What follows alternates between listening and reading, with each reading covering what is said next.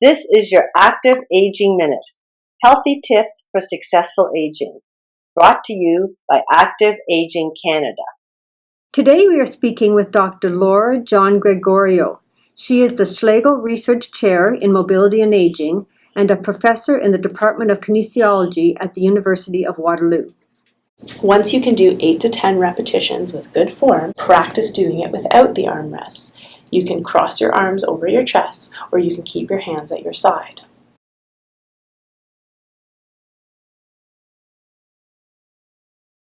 The next variation is to do the squat without a chair. Again, you can start with a half squat, where you go squat only halfway down and then come back up. You can also consider putting your hands on your thighs and sliding down into the short stop position. Sometimes one of the cues that I like to use is to think about a short stop.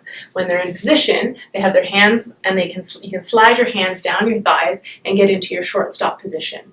And that requires you to stick your bum out a little bit, but as you can see, my knees are still over my ankles. And so when we practice a squat, you can even just practice your short stop position. And this takes you into a bit of a half squat, not a full squat.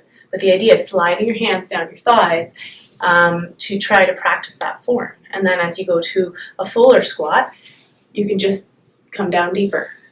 If you have difficulty doing a standard squat or doing a sit-to-stand and want to do your exercises seated, you can do a leg press with one leg using an elastic band.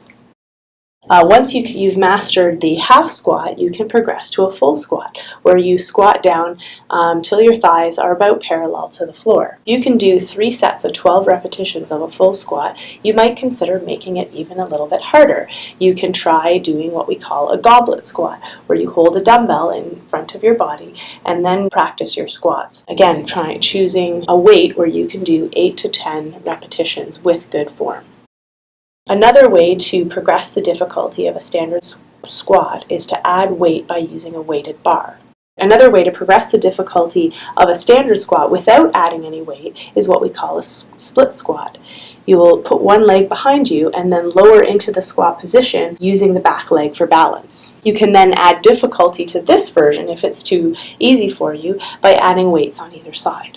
Remember that you want to watch your knee position so it's not falling in or outwards, and that you are sticking your bum out far enough so that your knees don't go over your toes. And finally, you can also do a one-legged squat. This is a really good challenge both to build strength and to build balance, and you can practice this on a staircase. Again, this is another way to increase the difficulty of a standard squat without adding any weight.